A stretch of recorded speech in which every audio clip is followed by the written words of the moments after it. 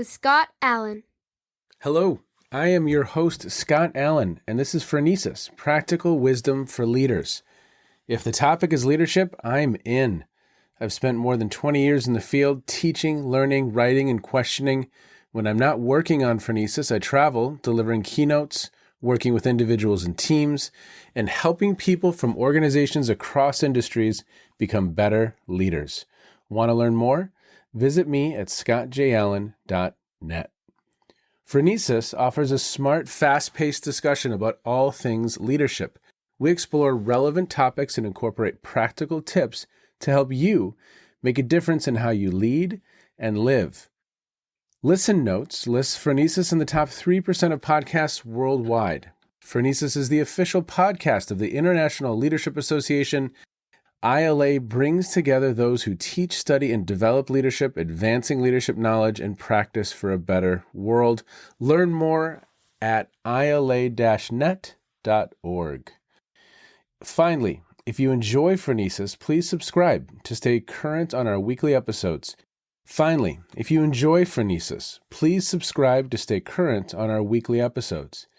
you find an episode that resonates, please share it with your colleagues and friends. And if you want more content, subscribe to my newsletter, The Leader's Edge. The link is in the show notes. As always, thanks for listening. And now, here's today's show. Okay, everybody, welcome to the Phronesis podcast, Practical Wisdom for Leaders. Today, I have the Intergalactic Champions. I don't think there's any other leadership champions out there in the galaxy as of now.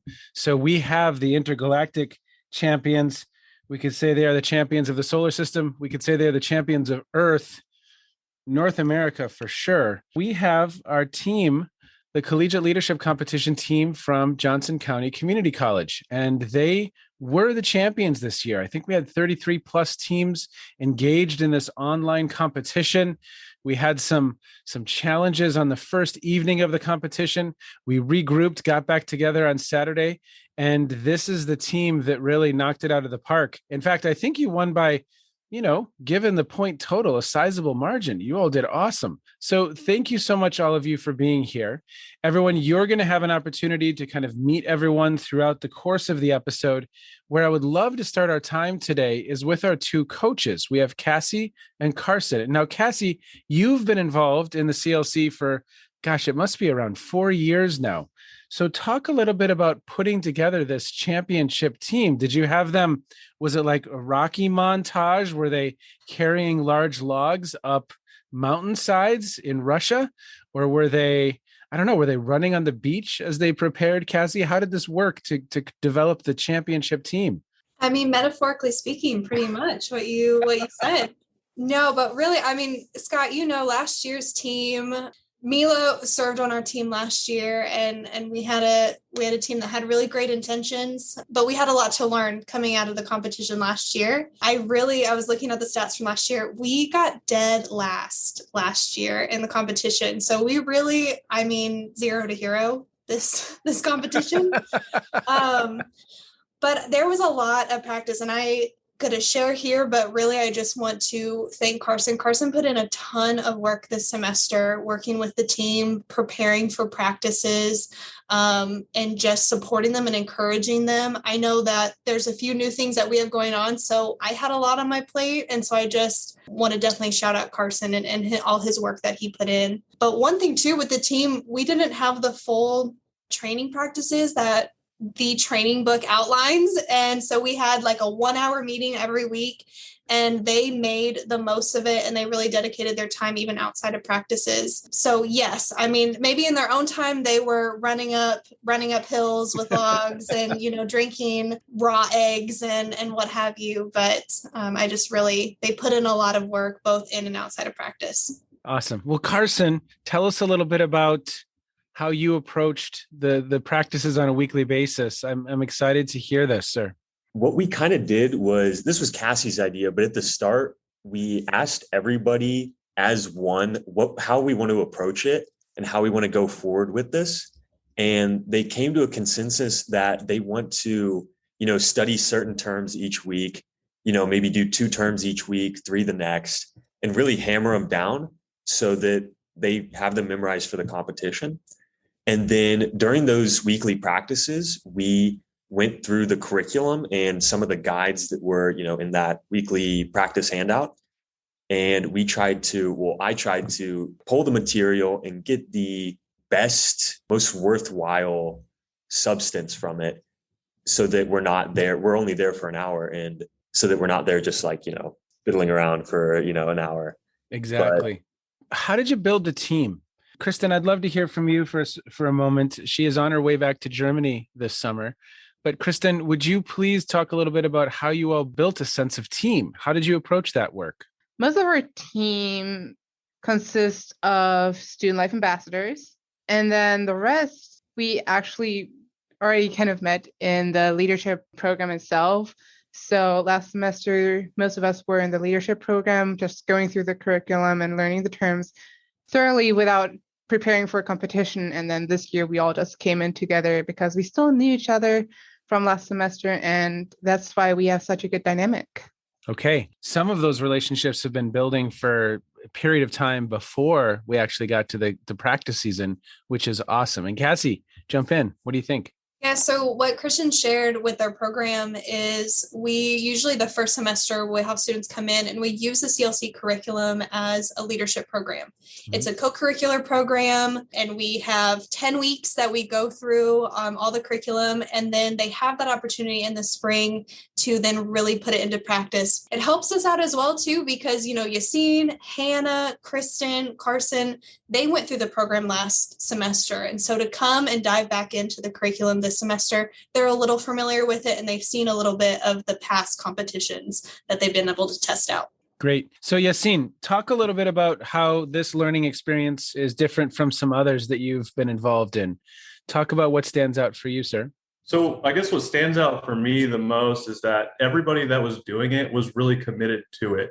It wasn't like any of the team members were just doing it for a grade or because they were getting extra credit. It was everybody wanted to be there. And, doing group projects in class, there's usually a variance of like, who's really dedicated to this?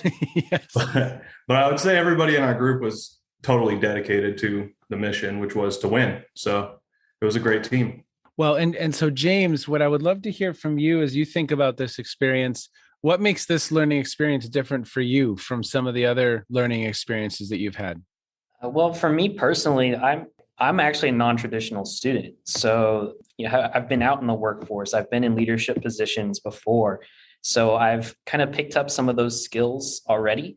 Yep. And then sort of taking that skill set that I've learned and then joining into the team as they were before, because I was actually kind of a late arrival to the team.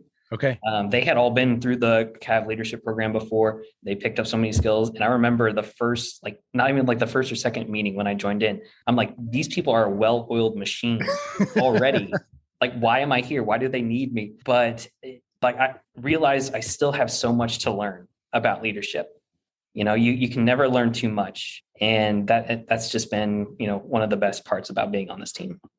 Well, I did, your comment there resonates very strongly with me. I had Chip Shoba on the podcast, and he is the former dean of the College of Medicine at Ohio State University and then at Dartmouth University. And he said, look, this work is a mountain with no top. That I think for every one of us, I was working with some senior leaders at a bank today, and those individuals are learning, they're growing, they're developing. This growth never ends, especially if we're doing it right. We're in this constant state of learning. And so I love that you jumped in there and got involved. It probably sounded like they were speaking a little bit of a different language at the beginning. Am I correct? Yeah, a little bit. Yeah. It's a lot of the same things that I had picked up on, but explained in a better way, in a different way. And that's leadership provides the opportunity to bring your own unique take on it. And so it was awesome to sort of see everybody's unique take on this team. Isn't that so much fun? I absolutely love working on a really high functioning team that brings their perspectives to the table. And I love those moments where I'm thinking about something in one way, and then someone makes a comment and it's just this beautifully elegant solution, or it's another take on how I was thinking about something. And I just love that feeling. I've never been able to really name that feeling. We should come up with something to call that. But Yassine, you're raising your hand. If you felt that as well? Yeah, I wanted to kind of piggyback off what James said. I feel like it's an art as much as a science. And so even though we all have the same leadership terms taught to us, we all have our own different styles of leadership, even within the styles that are outlined in the course. Yeah. And Mila, if you would, tell us a little bit about what you learned about yourself through the process and what you still need to work on as you think about this whole topic of leadership. I was on the team last year, so it kind of helped. I haven't gone through the CAV leadership program. I've only done the competitions. There was a learning curve last year, and then this year was a bit easier with knowing some more of the terms and how to apply them, how they would run in a competition. And I've learned about myself that I'm a perfectionist. I'm a perfectionist with my group, and I always accept set perfection. And then if we're not doing really well, I tend to become the lone wolf or pull out or just like, we're done. We're done. I will end it, come together, figure it out. So learning to like cooperate and listen as a group. And I feel like our team really meshes really well. Everybody has a different viewpoint and we all respect each other's opinions, positions, and everything. So which really kind of helped when we were trying to decide things. One of us was being a leader, that I trusted them and their opinions. And I also learned to not accept perfection and more completion. Yeah, it's so important to be aware of. And every one of us, have areas for growth. We all have great strengths and we have areas for growth. Rick, how about you? As you went through this experience, and for listeners to provide a little bit of context, we have schools and universities from really across North America right now, some teams in Canada, teams in the United States, and they put together a team of 6 students. In this case, Cassie and Carson are their coaches, and there's a curriculum, and teams practice from January through April, and then we have this online competition. And that's really where the students are given a 45-minute task, and on the fly, they have to navigate that task. And there's 2 judges watching the students perform, filling out a rubric based on the curriculum. Their scores are average, so there's a process score, but then there's a results score. And so Rick, Mila had the benefit of having done this before, because it's a little bit daunting. You're given this task, and all of a sudden you have to kind of orient fairly quickly with what we're up to here and how we're going to be successful. Rick, tell us about your experience of this, and what did you learn about yourself? Oh, absolutely. I want to say I had a very similar experience to Mila. I haven't done the coursework for the competition, so I jumped in straight into the competitive side of it. And so there was a bit of a learning curve for sure. I will say, just like James, I am also a non-traditional student, so I picked up a lot of my leadership skill sets outside in the real world.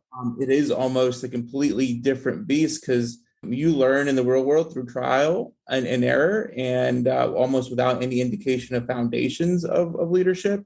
And then the course itself really focuses on the foundation of it. And so although I thought I had a pretty decent understanding on leadership, I was opened up to a whole different perspective on it, a whole new set of skills. It was a learning curve, but it was very much fun. I really enjoyed every minute of it. And so the experience was nothing short of memorable in the most positive way possible. Good. Well, what are some aspects of the curriculum that stand out for folks? Maybe you see it in the real world often.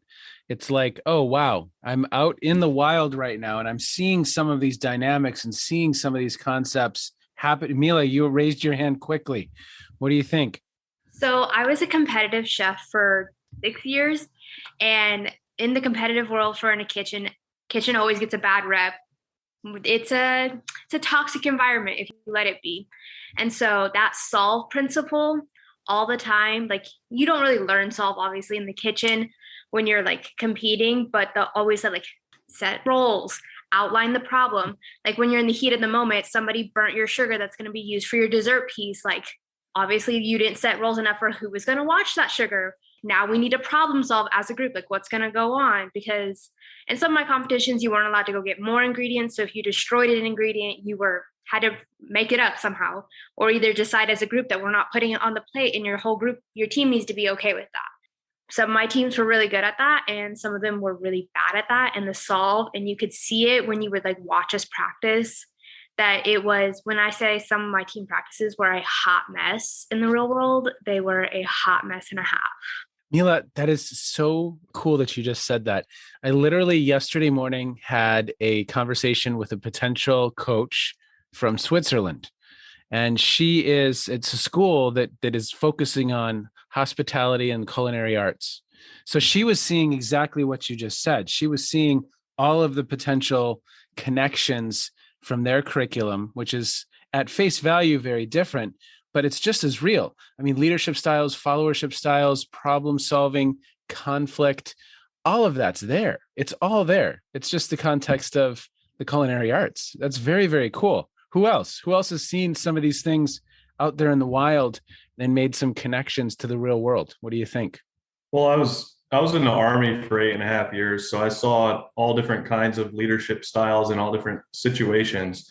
Something I learned through that, and that echoed through this competition, was, there's different styles for different situations. And I thought it was interesting to see it in a way that's more digestible, because you're going through the exercise, and then immediately after the exercise, which is only 45 minutes, you're going through it and you're able to remember all the things that happened and kind of touch on all those topics. Whereas in my previous experience, it was usually, days later when you'd go over things, and it wasn't as fresh, and there were a lot more moving pieces. With us, there's only a few of us and it's easier to break down, but the same things come up. It's just in a different tempo, I would say. Totally. The military, or at least the Army, is famous for that, after action review, really taking that time to debrief what happened. But to your point, yes, after each activity, we've got 15, 20 minutes as a team, because it's painful, Cassie, isn't it? Painful sitting there sometimes, Carson, and watching the team perform. And you're seeing all these potential opportunities that in real time, maybe they're missing because they're just in the heat of the moment and really making things happen. Cassie, you have your hand up. I love it. Okay, what do you got? That brings back a funny memory of Carson and I watching the competition in our office, and we're like, remember set roles. We're like, why are you doing?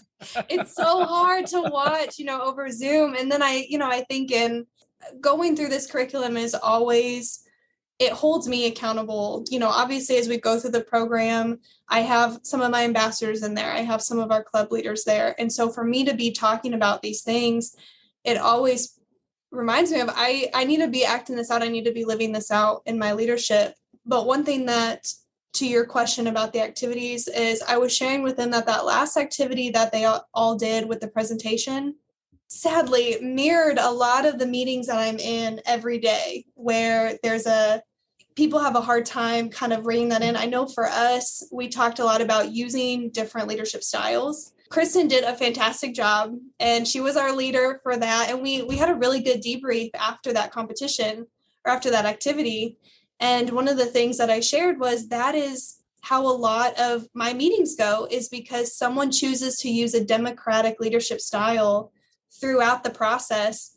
And sometimes nothing gets done because yes. And so just seeing the value of using different leadership styles at different times and being able to intentionally use those and not default, I think highlighted that very well. Well, there's this beautiful, I believe we use it in the curriculum, but there's this clip from the film Apollo 13, where Gene Kranz from Mission Control is trying to lead a group of engineers about how we get these people home. We've got a new mission. I'll put a link to it in the show notes. But it's this beautiful clip where in probably 2 minutes, he kind of nicely, seamlessly, it's not a Jekyll Hyde type experience, but he moves from yell, tell, hard sell with here's our mission. And then he moves into how are we going to get our people home, democratic. And you see him using each of these styles that are appropriate for the context. Dan Goleman wrote an article once about leadership styles. It was in Harvard Business Review. And he kind of equated it to different golf clubs, that we use a different club for where we are on the course. There's an appropriate tool. So I love your comment, Cassie, because I'm in those as well, where it's just this wandering democratic kind of mess and no one is asserting. Sometimes in those meetings, I'll try and use a more pace setting approach of say, hey, I think we have consensus. I think we could vote. And sometimes that works to get us moving forward, and sometimes it doesn't. It's interesting to watch it play out, though, right? As we begin to wind down, because we're only going to talk for about 30 minutes today, as we begin to wind down, what I would love for you to do is just share with me a couple reasons you felt proud. What were some moments where you felt proud of your team? It could be an individual on the team. It could be the team as a whole. But I would love listeners just to hear some stories. What were some moments? It could have been during the practice season. It could have been during the competition. Maybe it was after the competition and something stands out for you where you just really felt proud. James, sir. I wanted to point out, like, throughout, I think that second and third activity where the pressure was really on, and I feel like we weren't the only team that was struggling, especially in that second one. Yes. It was a pretty tough one. That was the escape room activity. Throughout the entire competition, this entire team kept their cool. They celebrated those small wins. They kept encouraging each other. And that's really what brings, teams together. And that's something that, because a lot of us all work together on a daily basis here on the college, we've been able to sort of pull from that work culture into these activities. And I thought that was an amazing job from everybody. I love it. And, James, that second activity was designed so that you wouldn't do well. That was that you couldn't. No one was going to accomplish that activity. But does the team stay optimistic and display a level of resilience and grit as we move on to the next activity? Because you might have felt like, oh, we bombed that. But actually, you did just as well or better than everyone else. Kristen, what do you have? Definitely the same thing. I'm very happy about this team and that we're just all able to, see the good things in our whatever we do. For our third activity, it was chaotic because we misunderstood the assignment at first. We thought we literally bombed it because we barely had any time. I don't even know how you are able to practice it 5 times, I think it was. Again, another one that you weren't going to be able to do, but we put in there to throw you off, right? Exactly. But we already focused on the things like, okay, we're not able to do it. Let's just get it done. Obviously, I had a democratic leadership style, so I was really able to get things done well. At least I understood that in the end. But as soon as it was over, we were like, we did our best. It was great. I know this was rough, but we did our best. We can only see how it goes. At least we were able to get it done. We were all a little bummed out, probably because we were kind of hungry as well. But we were still optimistic, even though it really tired us out. And I think that is very, very good thing that we need to keep in mind when working as a team, to always be optimistic and thinking of others and always thanking them for what they did and also cheering each other up. Love it. So Carson. Yes. Now, I actually have 2, and both come from that second activity that you were not supposed to complete. The first one is towards the end of it. There was no way. They'd kind of given up in the sense that, like, they seemed like they tried everything in that room and they weren't really getting anywhere. And it was really, I know the technology was really wonky and it was a little slow, and it was, they're at wit's end. But there's just this moment where they all, for 5 minutes straight, they just started talking about how proud of each other they are and how well they think they did. And it was just the greatest moment of celebration of small wins I saw. And me and Cassie were sitting there just like so happy. And they were obviously, so done with it and agitated, but they were just, absolutely crushing it on that aspect. And then the other part from that activity is a highlight on Kristen, who, she separated herself from the group and just cranked out those 40 terms for those easy 40 points. And she got all 40 of those points, and she really tore it up right there. And I know everybody was really happy for her. They were thankful that she was there to knock that out. I think the resiliency of the team that we had was absolutely amazing. Like, just the amount of optimism, resilience, grit was out of this world. That's what made me super proud of this team. And then also, although we do all work together, I'm very proud of the synergy that we created amongst all of ourselves. We're familiar with each other, but I don't think we've ever been in a competitive environment with one another. So that does change the tone of relations a little bit.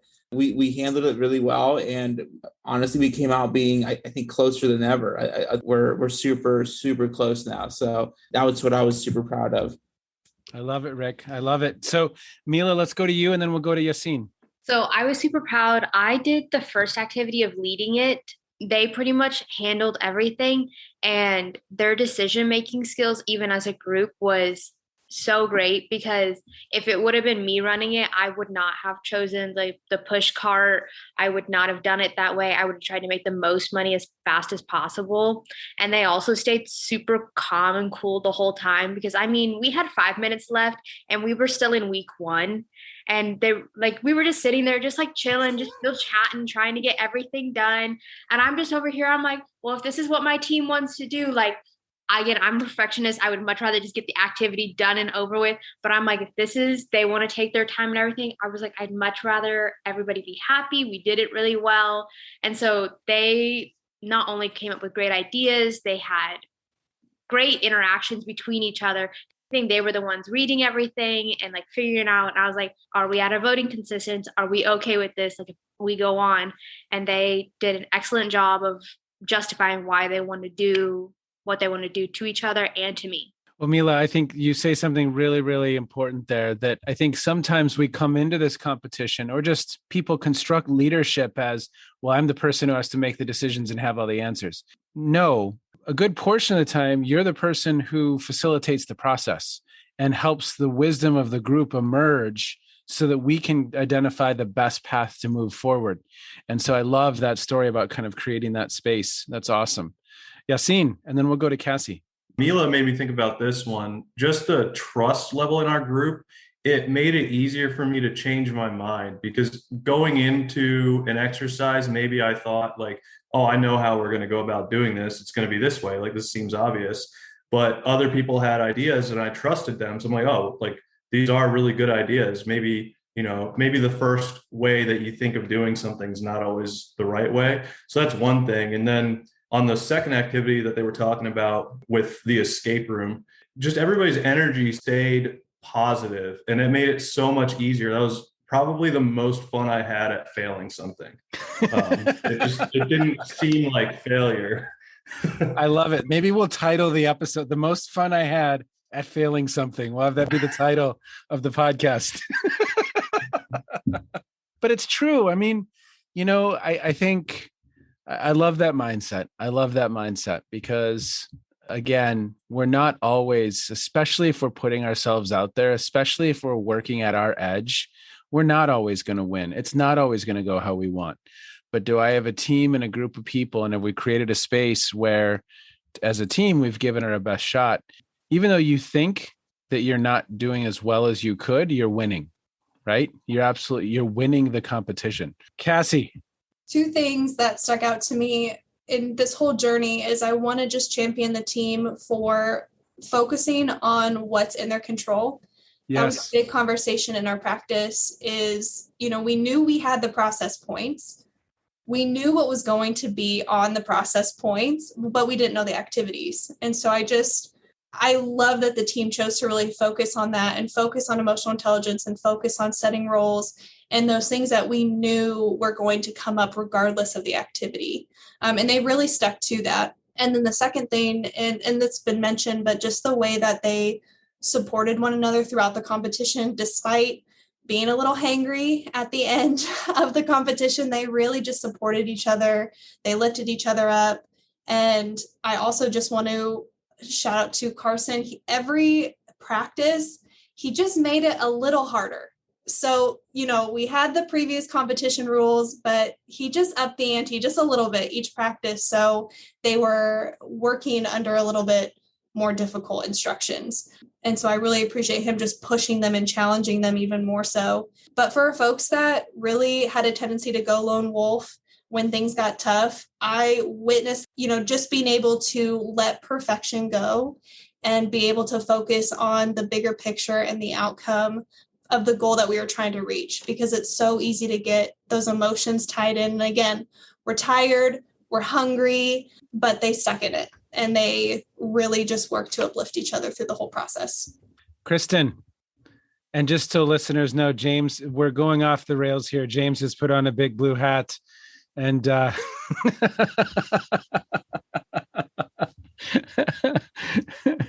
see, now that's what we need to do, is have people be in very interesting, outfits during the competition, make it more fun. Kristen, what do you got? Yeah, what I just wanted to add onto Yassine with failing is that this team is also really good at learning from these failures. We don't mind failing because it's part of the learning process. We get better with it. We don't see it as failure. We just see it as a new opportunity to get better. Thank you. James, I wish maybe we'll put a picture in the show notes so that listeners can see the outfit. What do you have, sir? So this hat here is actually one of the hats from our mascot here at the campus. I remember it was like either my first or second day on the team. I would walk in with this hat because I would need it because we were like promoting events elsewhere in the school for work. And I'm like, you know what? This is creating a positive vibe, positive energy. I'm just going to wear it to our team meetings and ended up doing that like almost every week. And the team loved it. I think it just kind of helps show that this team, like they had such a blast working together, working on all of these activities. And, it's just been an absolute pleasure working with all of them. Well said. For listeners, this is the Collegiate Leadership Competition. It's an opportunity for schools to put together teams of students, work through a curriculum, build a sense of camaraderie among a group of 6 students, and then those 6 students compete. And they compete with other schools from around North America and eventually the world.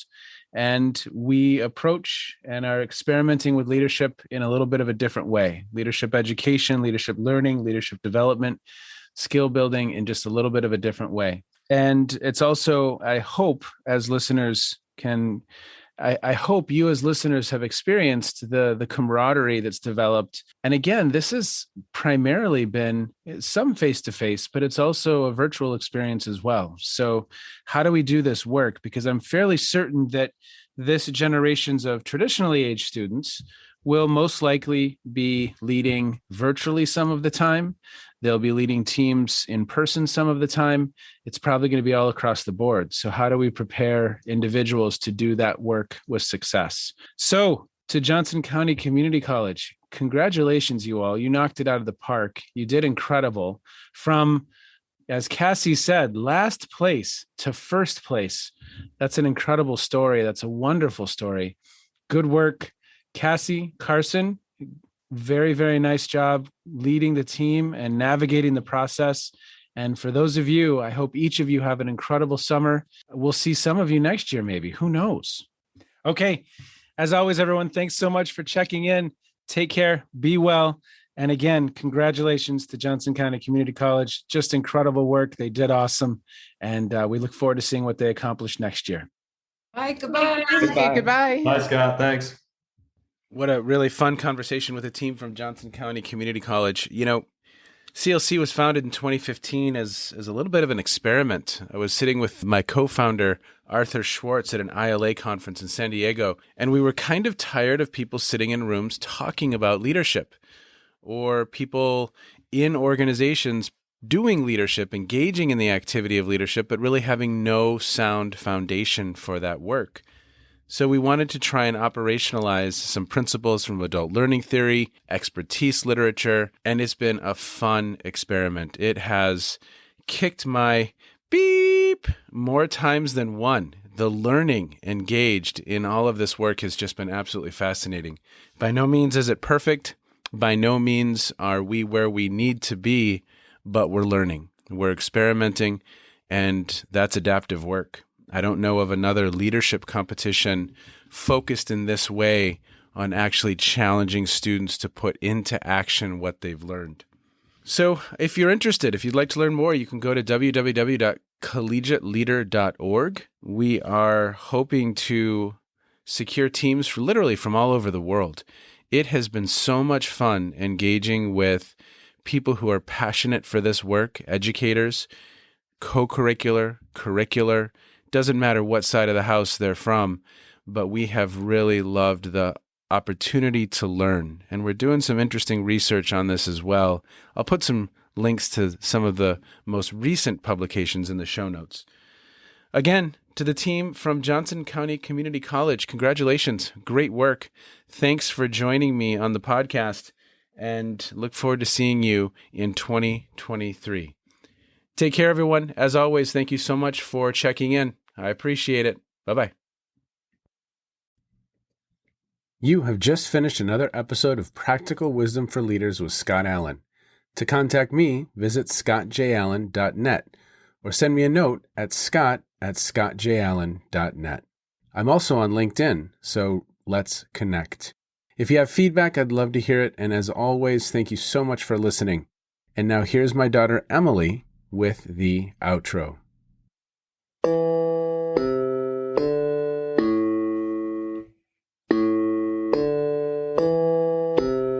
You've been listening to Phronesis, Practical Wisdom with Scott Allen.